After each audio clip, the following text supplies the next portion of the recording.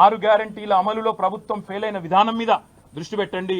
ఖచ్చితంగా ఈ attention diversion game ఏదైతే కాంగ్రెస్ ప్రభుత్వం ఆడుతుందో కాంగ్రెస్ పార్టీని చిట్టినాయుడిని పూర్తి స్థాయిలో వాళ్ళ బండారాన్ని బయటపెట్టి మరి బజార్లలో ప్రజల ముందు ఎండగట్టండి. ఆడబిడ్డలకు ఇస్తానన్న 2500, అదేవిధంగా పెద్ద మనుషులకు ఇస్తానన్న 4000 పెన్షన్లు ఎప్పటి నుంచి ఇస్తామని చెప్పి నిలదీద్దాం.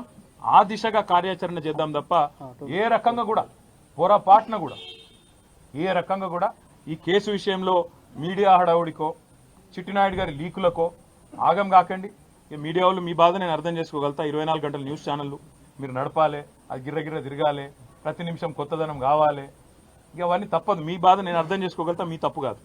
కాకపోతే నేను మీతో ప్రార్థించేది కూడా దయచేసి ఈ కేసు విషయంలో చూపెట్టే ఇంట్రెస్ట్ ఆ రైతుల బాధ గురించి చూపెట్టారు. ఈ కేసు విషయంలో చూపెట్టే ఇంట్రెస్ట్ ప్రజల బాధలు, హైడ్రా బాధితులు, మూసీ బాధితులు వాళ్ళే కూడా చూపెట్టండి. దయచేసి వాళ్ళ బాధలు కూడా చెప్పండి. 6 గ్యారంటీలు ఫెయిల్ అయ్యి సంవత్సరం తర్వాత అటెన్షన్ డైవర్షన్ కోసం పడుతున్న పాటల గురించి కూడా అప్పుడప్పుడు వాళ్ళు చేస్తున్న ఫీట్ల గురించి కూడా చెప్పండి. ఆత్మహత్యలు చేసుకుంటున్న ఆటో డ్రైవర్లు, చనిపోతున్న నేతన్నలు వాళ్ళ గురించి కూడా చెప్పండి. గురుకుల పాఠశాలల అధ్వాన పరిస్థితుల గురించి కూడా దృష్టి సారించండి అని చెప్పి కూడా కోరుతూ, న్యాయపరంగా చట్టపరంగా భారత పౌరుడిగా రాజ్యాంగం నాకు ఇచ్చిన హక్కును, రాజ్యాంగం అంటే అంబేద్కర్ గారు రాసిన రాజ్యాంగం, అనుల వారి రాజ్యాంగం కాదు, అంబేద్కర్ గారు రాసిన రాజ్యాంగం ఇచ్చిన హక్కు నేను తప్పకుండా విధిగా వాడుకుంటా. ఎన్ని న్యాయస్థానాలకు పోవాలనో పోతా. దానికి మంత్రులకేం కడుపు నొప్పి నాకైతే అర్థమైతలేదు. తప్పకుండా నాకు విశ్వాసం భారత న్యాయ వ్యవస్థ మీద ఉన్నది. 100కు 100% అల్టిమేట్గా ధర్మం గెలుస్తుంది, న్యాయం గెలుస్తుంది, నిజం నిలకడ మీద తెలుస్తుంది.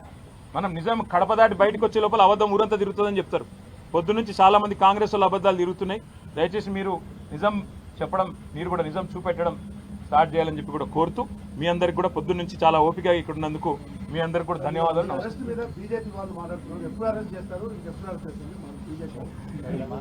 నేనేమంటున్నా అంటే అది మీరు బీజేపీ కాంగ్రెస్ వేరని మీరు అనుకుంటారేమో, నేను అనుకుంటలేను. ఇక్కడ బీజేపీయే రక్షణ కవచం లాగా కాంగ్రెస్ కు పనిచేస్తున్నది. బీజేపీ కాంగ్రెస్ ఏ టీము బి టీము, ఎవరు ఏ బి టీము మాకు తెలియదు. కానీ ఇవాళ మొత్తం ఇట్లా అలుముకొని ఒకరినొకరు మంచిగా పెనవేసుకున్న బంధంతో కలిసి పనిచేస్తున్నారు. ఆయన కేసు పెడతాడు, ఇక్కడికి వెళ్ళి కాకిరి బీకిరిలో వీళ్ళు స్టార్ట్ చేస్తారు. ఇవన్నీ మాకు కొత్త కాదు. ఇవన్నీ గతంలో కూడా చూసినాం, భవిష్యత్తులో కూడా చూస్తాం. ఇద్దరిని గతంలో చిత్తు చేసే 2 సార్లు అధికారంలోకి వచ్చినాం. భవిష్యత్తులో కూడా ప్రజల ఆశీర్వాదంతో, ప్రజల దయతో కేసులు ఎదుర్కొంటాం. న్యాయ వ్యవస్థ ద్వారా ప్రజాక్షేత్రంలో ఈ 2 పార్టీలను కూడా ఎదుర్కొంటాం. Thank you.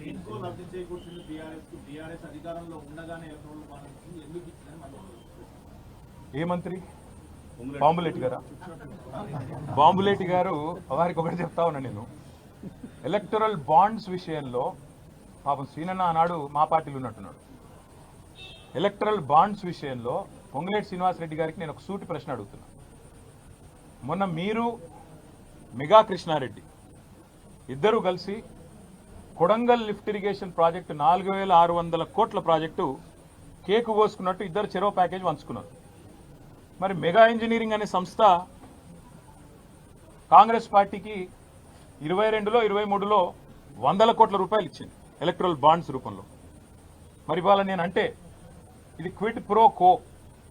మెగా డబ్బులు ఇచ్చింది, అందుకే రేవంత్ రెడ్డి కొడంగల్ లిఫ్ట్ ఇరిగేషన్ ఇచ్చిండు, మీరు కూడా డబ్బులు ఇచ్చిండు, కాబట్టి రాఘవ ఇంజనీరింగ్ కూడా ఆయన పని ఇచ్చిండు అంటే మీకు సమ్మతమేనా? నంబర్ 1.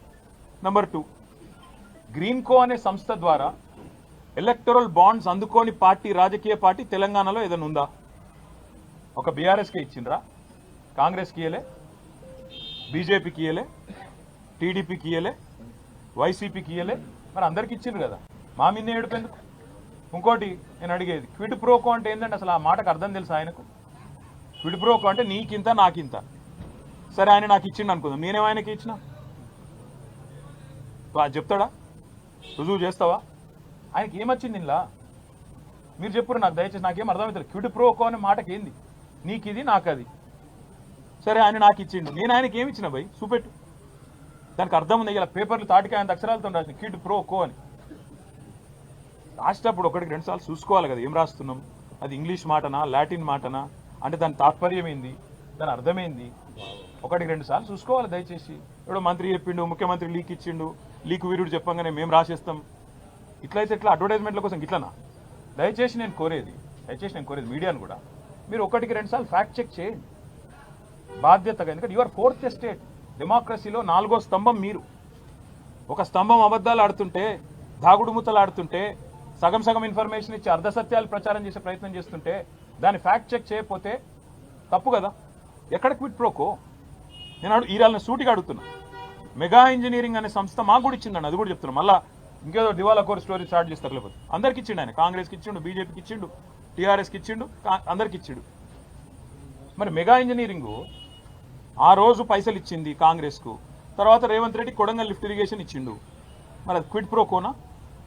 ఇవి రేపు నాకున్న సమాచారం మేరకు మల్లన్న సాగర్ నుంచి 4,000 కోట్ల ప్రాజెక్టు మెగా ఇంజనీరింగ్కే రాబోతుందని నాకున్న సమాచారం హెచ్ఎండబ్ల్యూఎస్లో. అది కూడా క్విట్ ప్రోకోనా? హైదరాబాద్కు తాగునీటి చెప్తున్నారు కదా, మూసీ అని ఉన్నది, మూసీ ప్రాజెక్ట్ అని మాట్లాడుతున్నారు, అది కూడా ఆల్రెడీ మెగాకు మాట్లాడినట్టు. ఇదంతా కూడా క్విట్ ప్రోకోనా? నేను ఇంకొక మాట అడుగుతున్నా.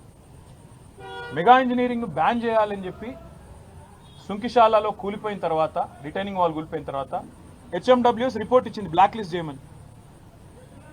మరి ఎందుకు చేస్తలేవు? క్విడ్ ప్రోకోనా? ఆయన ఇచ్చిన ఎలక్ట్రల్ బాండ్స్కు ప్రతిఫలం నిలుచుకుంటున్నావా? చెప్తావా సమాధానం దీనికి? అందుకే నేను అంటున్నా, మాట్లాడేటప్పుడు ఒళ్ళు దగ్గర పెట్టుకొని మాట్లాడాలి. ఒక కాంట్రాక్టర్ మంత్రి, ఒక బ్రోకర్ ముఖ్యమంత్రి, ఇట్లే వస్తాయి మాటలు. ఏం చేయాలి మరి? వాళ్ళకి తెలిసిన రాజకీయం గిది. ఇగో నేను చెప్తున్నా కదా, ఇగో పాపం ఆయనకు ఏదో కొత్తగా మంత్రి పదవి వచ్చింది, ఆగబట్టుకోలేకపోతున్నాడు. అన్నీ బయటకు వస్తాయి బ్రదర్. యోలోల దగ్గర రియల్ ఎస్టేట్ ప్రాజెక్టులు గుంజుకుంటుండు, ఏ భూములు 30-40% రాయించుకుంటుండు. టైం వస్తుంది, ప్రతిదానికి టైం వస్తుంది. ఎగిరిత పడదు. ఎగిరితామంటే ఆయనకు అర్థమవుతుందో లేదో చెప్పురు. ఇగో బ్రదర్, ఇగో 1 year నుంచి ఈ టైం పాసే నడుస్తుంది. మళ్ళీ చెప్తున్నాను, 1 year నుంచి ఇదే టైం పాస్. మీకు మంచిగా నడుస్తుంది కాలక్షేపం ఈ సన్నాసులతో. ఎందుకంటే కొద్దిసేపు ట్యాపింగు, కొద్దిసేపు కాళేశ్వరము, కొద్దిసేపు జన్వాడ, అదేందో వాడేదో బ్రహ్మ పదార్థం ఉంది, ఇంకొన్ని రోజులు డ్రగ్స్, ఇంకొన్ని రోజులు ఇంకోటి హైడ్రా.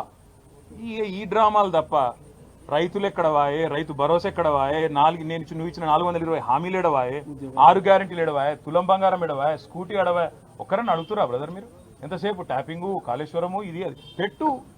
మాకు ఇంకోటి కూడా తెలుసు బ్రదర్, ఇది ఆరంభం మాత్రమే. మా మీద కూడా కేసులకు ఇంకా 4 ఏళ్ళ చాలు ఉంటాయి. మాకు కూడా తెలుసు అది. ఇంకా 4 ఏళ్ళ చాలు ఉంటాయి. అన్ని ఎదుర్కొంటాం. అన్నిటికీ ఇవాళ రక్షణ కవచంలాగా ఈ దేశంలో న్యాయ వ్యవస్థ ఉంది. ఇలాంటి దుర్మార్గుల పన్నాగాలను అడ్డుకోవడానికి నాకు భారత రాజ్యాంగం ఒక పౌరుడిగా అంబేద్కర్ గారు అందించిన హక్కు న్యాయ వ్యవస్థ. తప్పకుండా న్యాయ వ్యవస్థ మీద మాకు గౌరవం ఉంది, సంపూర్ణమైన విశ్వాసం ఉంది. అక్కడే న్యాయ పోరాటం చేస్తాం. ఇంకా చాలా ఉంది మాట్లాడేది, కానీ ఇవాళ వద్దు. ఇవాళకి చాలు. ఎందుకంటే మళ్ళా మస్తుగా ఉంది మాట్లాడేది. బరాబర్ మాట్లాడు. Thank you.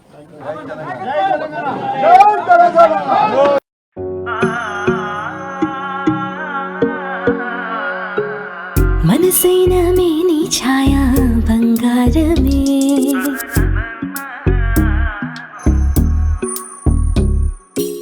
సొగసైన మేలి మాయా బంగారమే,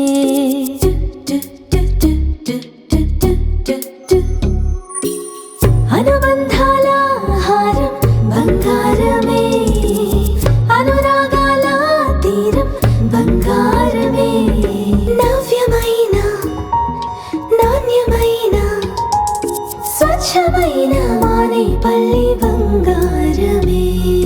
తరతరాలుగా తరగని స్వర్ణ బంధాలు మన మానేపల్లి జ్యువెలర్స్.